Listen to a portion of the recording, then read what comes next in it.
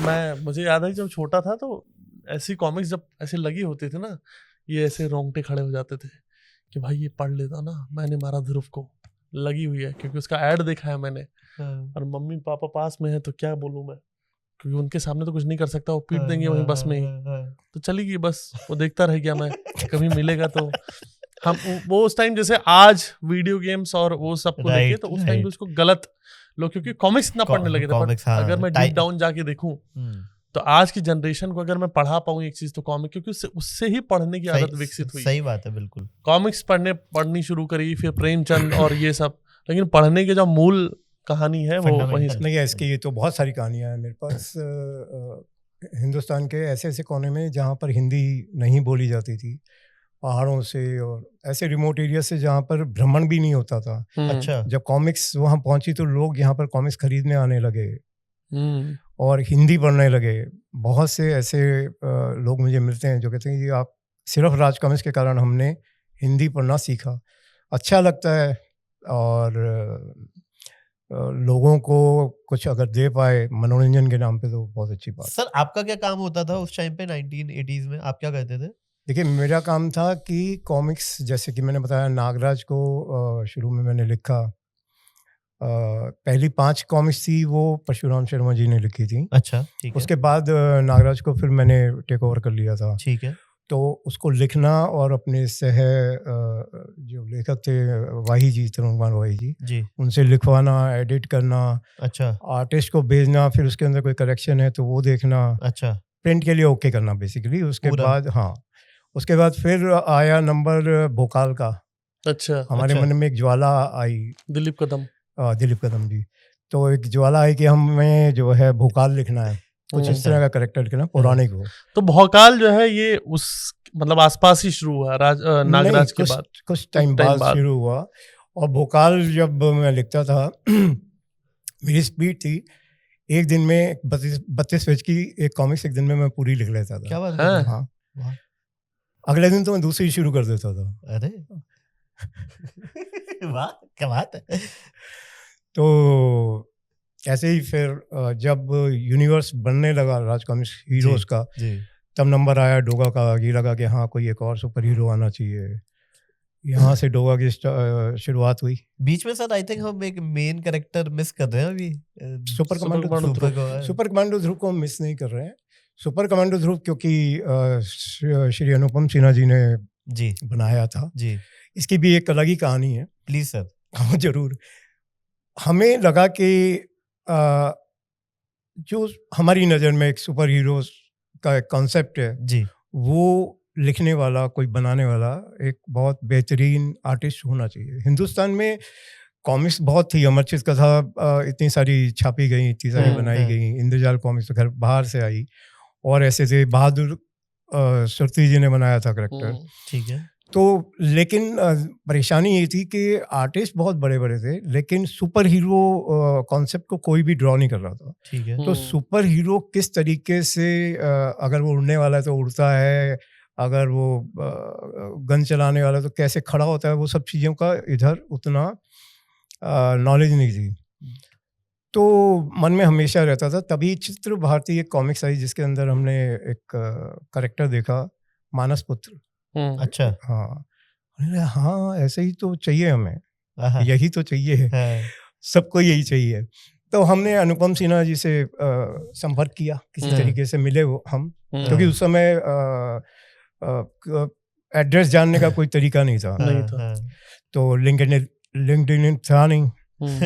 LinkedIn पे आ गए, Facebook Instagram छोड़ के डाले, कुछ भी नहीं था जी। तो खैर वो किसी तरीके से मिल गए, उनसे हमने डिस्कस करा, उन्होंने हमें बताया कि हाँ जी हमारे पास एक कॉन्सेप्ट है।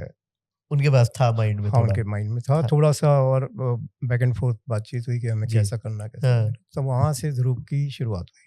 अच्छा, सुपर कमांडो ध्रुव। ये जो जैसे आपने जब नागराज वगैरह बनाया, शुरू किया ध्रुव वगैरह, तो उसके पहले प्रताप मुलिक आई थिंक उन्होंने इलस्ट्रेशन, नागराज की शुरुआत प्रताप मुलिक जी से ही करवाई थी हमने। अच्छा।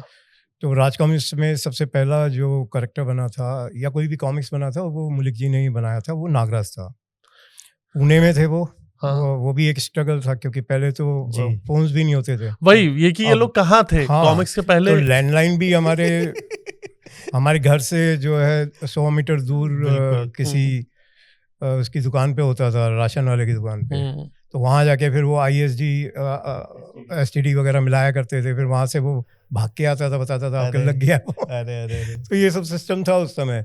तो पुणे हम उनसे मिलने गए, उन्होंने उम्र में हमसे बहुत बड़े थे। उसके पहले ये लोग क्या कर रहे थे, मुलिक जी वगैरह? मुलिक जी अमरचित कथा में शायद कुछ काम कर रहे थे, पर कॉमिक्स के लिए ही कर रहे थे कॉमिक्स के लिए भी कर रहे थे, पेंटिंग करते थे वो। बहुत, अच्छा। उनका बहुत हाँ, फाइन आर्ट्स वाला हिसाब किताब है बहुत कि वो। बड़े चित्रकार रहे वो। हाँ। अच्छा। और यही हम चाहते थे कि अगर हम नागराज बना रहे हैं, कोई ऐसा सुपर हीरो बना रहे हैं हाँ। जिसे हम ग्लोबली देख रहे हैं, हाँ, तो वो बेस्ट आर्टिस्ट से होना चाहिए। हाँ, तो अमरचित कथा हमने सारी पढ़ी थी। हाँ, तो वैसे हमारी नज़र में सभी आर्टिस्ट थे, तो 2-3 ही ऐसे आर्टिस्ट थे जिससे हमें मन था कि हम नागराज बनवाएं। तो सबसे पहले हम उनके पास गए, उन्होंने उसको स्वीकार कर लिया अच्छा। कि ठीक है, मैं बनवाऊंगा। जी।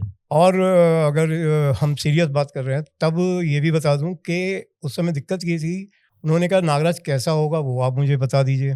ओके। तो अब वो बताना भी इतना आसान नहीं था, क्योंकि ड्रॉ करके वो कह रहे थे कि इसका कोई रेफरेंस वो बना के दे दीजिए। गूगल भी नहीं था उस समय।